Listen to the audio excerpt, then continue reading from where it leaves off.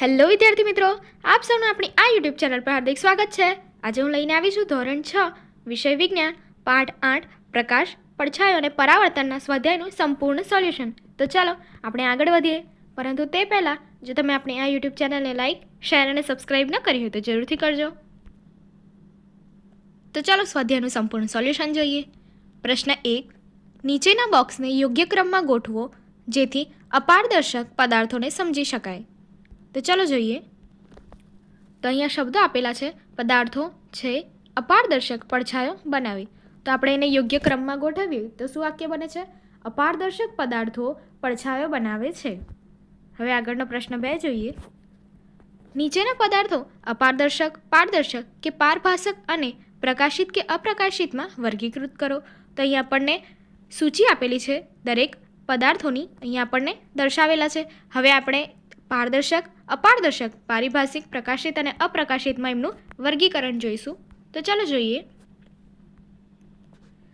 અહીં આપણને એક બાજુ પદાર્થો દર્શાવેલા છે અને ત્યારબાદ બીજી બાજુ અપારદર્શક, પારદર્શક, પારભાષક, પ્રકાશિત અને અપ્રકાશિતમાં તેમનું વર્ગીકરણ દર્શાવેલું છે। તો એ મુજબ આપણે શું કરશું? આપણે અહીંયા ખારાની નિશાની કરશું। તો ચાલો જોઈએ। તો પહેલું છે હવા। હવા એ પારદર્શક છે અને અપ્રકાશિત છે। બીજું છે પાણી। પાણી પણ શું છે? પાણી પણ પારદર્શક છે અને અપ્રકાશિત છે। તે જ રીતે ખડકનો ટુકડો એ અપારદર્શક છે અને પ્રકાશિત છે। એલ્યુમિનિયમ શીટ એ અપારદર્શક છે અને અપ્રકાશિત છે। અરીસો એ અપારદર્શક છે અને અપ્રકાશિત છે। લાકડાનું પાટિયું પણ અપારદર્શક છે અને અપ્રકાશિત છે। પ્લાસ્ટિકનું પડ એ પારભાસક છે અને અપ્રકાશિત છે। સીડી એ અપારદર્શક છે અને અપ્રકાશિત છે। ધુમાડો એ પારભાસક છે અને અપ્રકાશિત છે। હવે આગળના શબ્દો જોઈએ। સાદા કાચની પ્લેટ એ પણ શું છે? અપારદર્શક છે અને શું છે? અપારદર્શક છે। તો સાદા કાચની પ્લેટ એ પારદર્શક અને અપ્રકાશિત છે।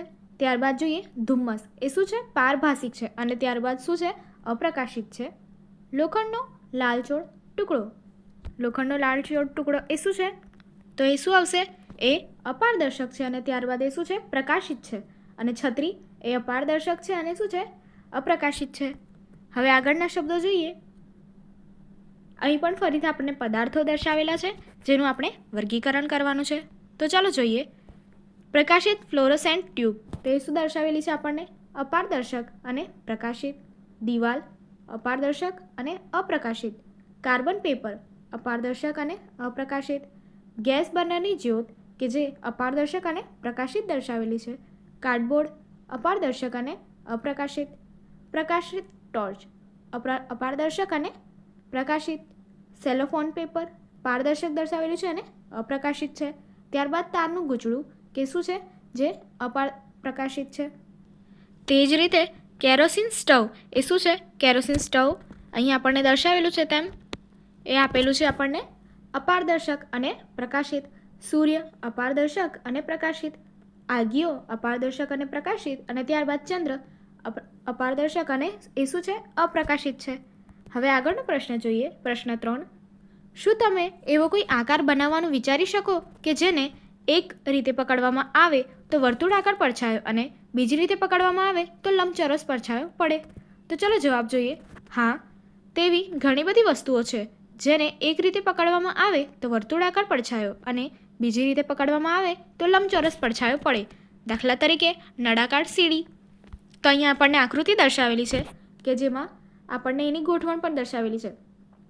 અહીં આપણને નળાકાર દર્શાવેલો છે કે જ્યાં અને તેની પાછળ પ્રકાશનું કિરણ દર્શાવેલું છે અને કેવી રીતે એનો પડછાયો પડદા પર પડે છે કે અહીંયા આ પડદો છે અને એના ઉપર અહીંયા તેનો પડછાયો પડી રહ્યો છે। ત્યારબાદ નીચે જોઈએ। નળાકાર દ્વારા વર્તુળાકાર પડછાયો કે જેવી રીતે અહીંયા દર્શાવી શકાય છે। વર્તુળાકાર એનો પડછાયો અહીંયા પડશે। અને ત્યારબાદ નીચેની આકૃતિ દેખીએ અને સમજીએ। બીજું છે નળાકાર દ્વારા લંબચોરસ પડછાયો, કારણ કે અહીંયા શું છે? નળાકારને ઊભી રીતે અહીંયા દર્શાવેલો છે। તો અહીંયા પ્રકાશનું કિરણ છે, ત્યારબાદ અહીં વચ્ચે નળાકાર મૂકેલો છે અને અહીં પડદા પર એનો પડછાયો પડી રહ્યો છે। પ્રશ્ન 4, સંપૂર્ણ અંધારાવાળા રૂમમાં જો તમારી સામે અરીસો રાખો તો શું તમને અરીસામાં તમારું પરાવર્તન દેખાશે? જવાબ છે ના. સંપૂર્ણ અંધારાવાળા રૂમમાં પ્રકાશના અભાવના કારણે છબી બની શકતી નથી, માટે અરીસામાં પરાવર્તન દેખાશે નહીં. આગળની એક્ટિવિટી જોવા માટે અહીં આપેલી એન્ડ સ્ક્રીન પર ક્લિક કરો. Thank you.